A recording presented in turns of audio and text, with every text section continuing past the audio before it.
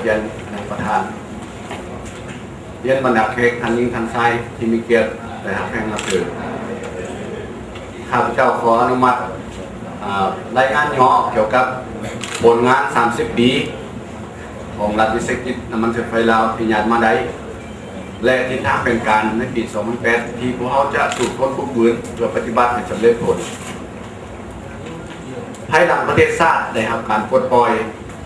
รัฐวิสาหกิจน้ำมันไฟลาวก็ได้รับการสั่งตั้งขึ้นในปี 1976 แต่ในเวลานั้นเป็นเพียงหน่วยงานแยกใหญ่น้ำมันเชื่อไฟที่ขึ้นกับกรมบรรทุกขนจักรของกระทรวงโยธาธิการและต่อมาก็ได้โอนขึ้นกับกระทรวงสนองบรรทุกเทคนิค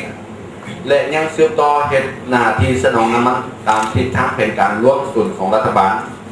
และเป็นผู้ค้าทางด้านกิจการน้ำมันเพียงแต่ผู้เดียวแต่ตรงมาในปี 1987 ภายใต้นโยบายเปิดกว้างเศรษฐกิจของรัฐบาลรัฐวิสาหกิจน้ำมันไฟลาวได้ถูกโอนให้มาขึ้นกับกระทรวงการค้าเพื่อให้ถือกับพระบทบาทหน้าที่ที่เหตุการค้าและการบริการและในปีนั้นเองรัฐวิสาหกิจน้ำมันไฟลาวได้ถูกหันให้เป็นหัวหน่วยธุรกิจที่มีการไหลเลี้ยงเศรษฐกิจและเข้าร่วมการแข่งขันกับบริษัทน้ำมันเอกชนอื่นๆตามกลไกตลาดอย่างเต็มรูปแบบซึ่งในเหตุให้อัตราครอบครองตลาดของรัฐวิสาหกิจน้ำมันไฟลาวลดลงจาก 90% ในปี 1989 มาเป็น 34% ในปี 1992 บทบาทที่ภาครัฐมอบหมายให้ในปี 1992 รัฐวิสาหกิจน้ำมันไฟลาวได้รับการปฏิรูปการจัดตั้งทั้งไงเพื่อปรับปรุงประสิทธิภาพการจัดตั้งการนำพาและดำเนินธุรกิจน้ำมันมาถึงปัจจุบันมีคน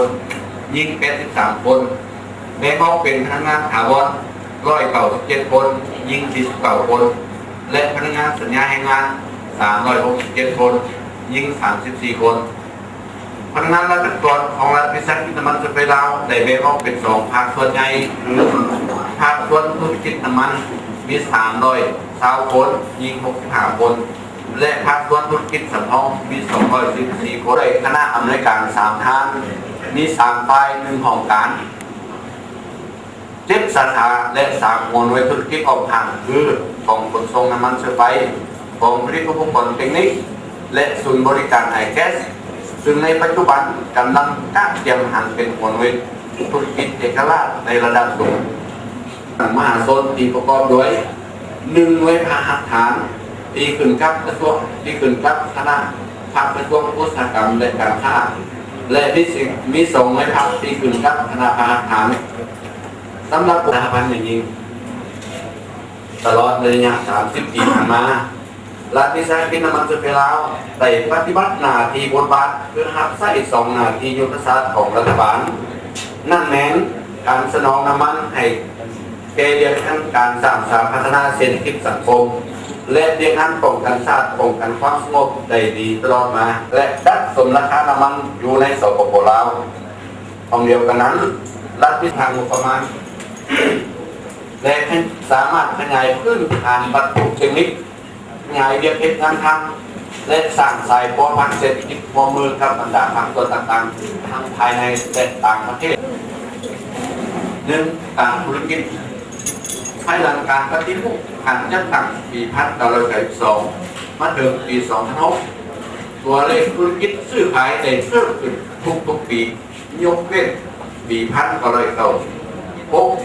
1997 และ 1998 ซึ่ง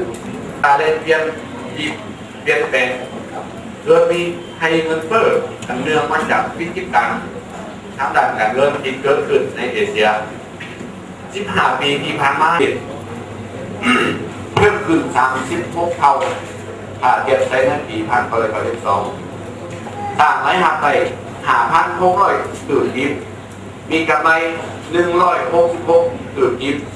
และมอบพันธะในรายปีพันสำหรับปี 2007 สามารถจำหน่ายน้ำมันได้ทั้งหมดพอต่ำกว่า 202 ล้านลิตรสร้างรายรับได้พอต่ำกว่า 1,400 ตื่นยิ้มมีกำไรหลายกว่า 50 ตื่นยิ้มทั้งหมด 392.23คือกิฟหรือประมาณ42 ล้านดอลลาร์เทียบใช้ปี1992เพิ่มขึ้น43.6 เท่าซึ่งว่าในปี1992เราได้รับทรัพย์สินทั้งหมด 8.99 คือกิฟหรือเอากัน 12.48 ล้านดอลลาร์ในด้านการจำหน่ายน้ำมันสามารถทำตลาดได้กว่า 40% ของตลาดน้ำมันที่จำหน่ายอยู่ในสปป.ลาวในปัจจุบัน สังคมมีน้ำมันใช้เป็นปกติในของเป็นตัวประเทศทั้งเจ็ดทางไก่ซอริกและเจ็ดตรงเพียงด้วยราคาติดยุคที่ทำโซเวียตสมบูรณ์ในเวลาเดียวกันนั้นรัฐบาลที่น้ำมันสเปนลาวยังได้ปกป้องส่วนให้สังคมและมอบทางงบประมาณตามระเบียบการซึ่งแต่ละปีมีจำนวนเพิ่มขึ้นเป็นลำดับมาที่น้ำมันสเปนลาวได้หักการปรับปรุงและขยายเป็นระยะตามการเติมใหญ่ขยายตัวของธุรกิจคือปัจจุบันพวกเขามีสามบรรจุน้ำมันในภาคพื้นดินและน้ำมันเนื้อดินที่ตั้งอยู่ในแต่ละภาคของเราซึ่งมีปริมาตรบรรจุในทั้งหมด23 กว่าล้านลิตร 2.4 ล้านลิตรมีรถขนส่งน้ำมันทั้งหมด140 คันเทียบไซส์ปี1992นี้เหลือเพิ่มขึ้น58 คันซึ่งว่าเป็นกำลังแห้งให้พวกเขาในการขนส่งเคลื่อนย้ายน้ำมันให้บรรดาสาขาและผู้ส่งไส้มีกองวิทยุกรเทคนิคที่เห็นสถานีปั๊มบริการน้ำมันและการสำนักงานเป็นของตัวเองมีระบบตานางจำปั๊มบริการจำหน่ายทั้งมีหน่วยบริการน้ำมันเรือบินที่เติมน้ำมันให้เครื่องบินของสายการบินทั้งภายในและต่างประเทศมีศูนย์บริการซ่อมแซมเพื่อบริการหลังการขายมีศูนย์บริการไอแก๊สที่จำหน่ายไอแก๊สคุณโต๊ะและอุปกรณ์แก๊สในครัวเรือนนอกจากนั้นพวกเขายังมีพนักงานวิชาการด้านต่างๆที่สำนักงานเพื่ออำนวยให้แก่การดำเนินธุรกิจได้เป็นอย่างดีแก่การสนองน้ำมันในระยะผ่านมาจนถึงปัจจุบันและยังเป็นที่ยอมรับและเชื่อถือจากผู้ส่งใช้น้ำมันทั้งภายในและต่างประเทศตามในการเรียนงานจัดการสามารถห้องหับเรียนงานในแต่ละระยะนั้นพวกเขาได้เอาใจใส่ปรับปรุงโครงสร้างการจัดการนับแต่ด้วยงานถึงระดับไฟและสาขาให้แทนเหมาะกับความมีห้องตกพนักงานในแต่ละตำแหน่งงานและเพื่อเป็นการกระตุ้นปลุกโน้จูงใจพนักงานกรรมกรให้ปฏิบัติหน้าที่ด้วยความรับผิดชอบและมีประสิทธิผลแต่ละอย่างเพื่อสอดคล้องกับการคงชีพดีสูงสุดพนักงานส่วนใหญ่ได้รับการเลื่อนขั้นตำแหน่งและย่องย่อพนักงานได้รับการยกระดับความรู้ความสามารถประสบการณ์ทางด้านทฤษฎีการเมืองและวิชาเฉพาะพวกเขาได้ลงทุนก่อสร้างพนักงานนำตั้งแต่ขั้นปริญญาตรีถึงปริญญาโทด้วยถึงของบริษัทมันสเปนลาวเองราคาอาศัยก็ได้รับการปรับปรุงในเลยขยายการจำเป็นของพนักงานก็ได้การรับการเอาใจใส่ช่วยเหลือโดยการให้กู้ยืม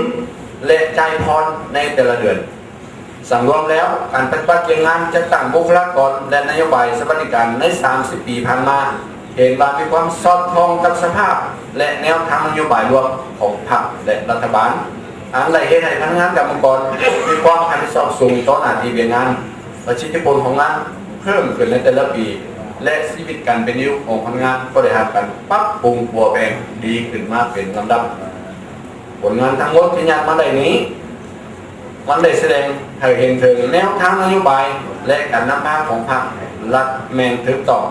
การสิ้นทางนำพาของคณะพรรคคณะอำนวยการและองค์การจัดตั้งมหาทรงแมนซอดคองกับสภาพการในแต่ละระยะ และมีความ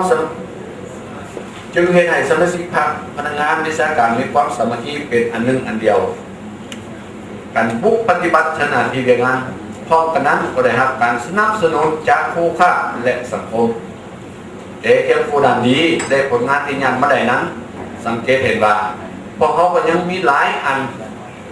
เป็นข้อคงข้ามและสิ่งท้าทายที่จะต้องแล้วแต่ใส่ปรับปรุงแก้ไขเป็นต้นแมนปรับปรุงโครงสร้างการจัดตั้ง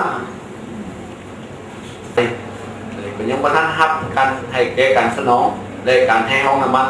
ในระยะยาวนานได้แต่ขึ้นฮอตที่เป็นขึ้นฮอตหมุนเวียนเพื่อขยายธุรกิจยังมีจำกัด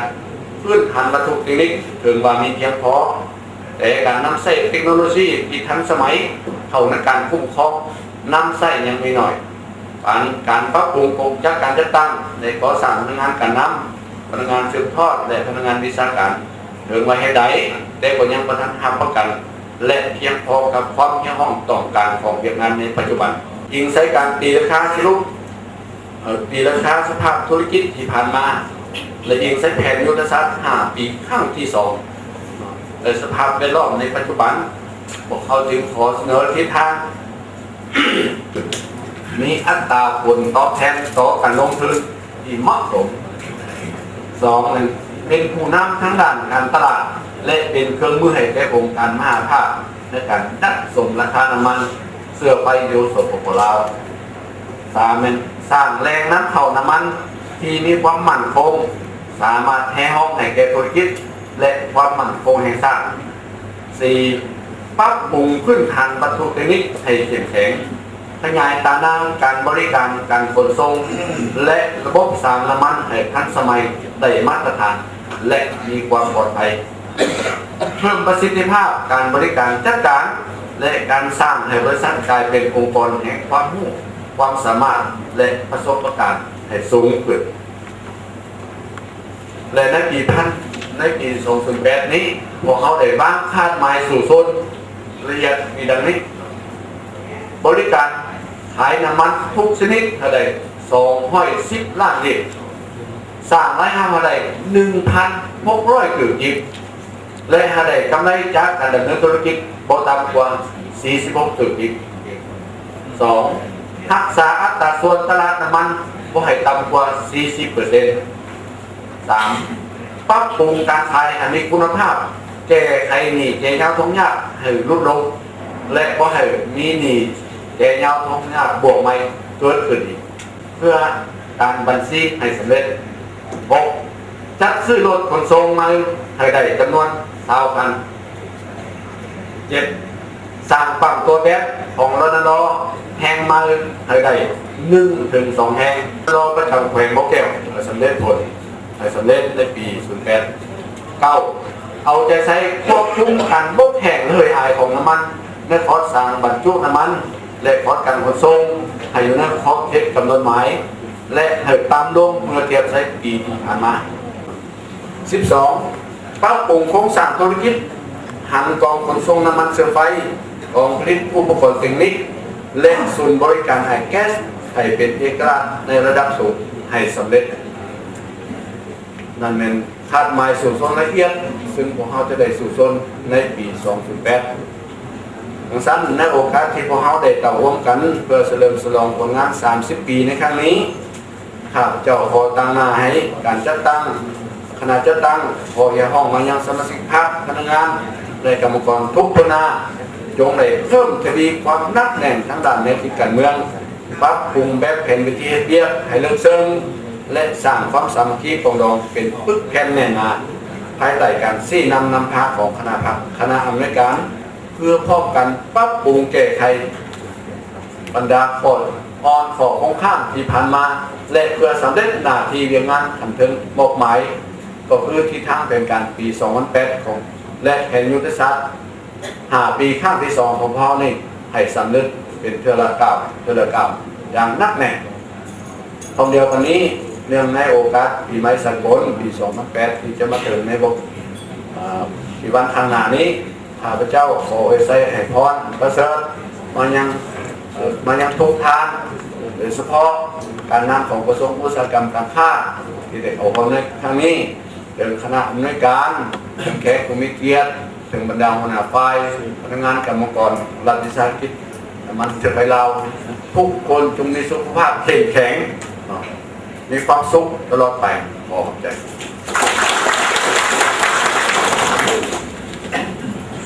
คือดังที่ทานผลแทน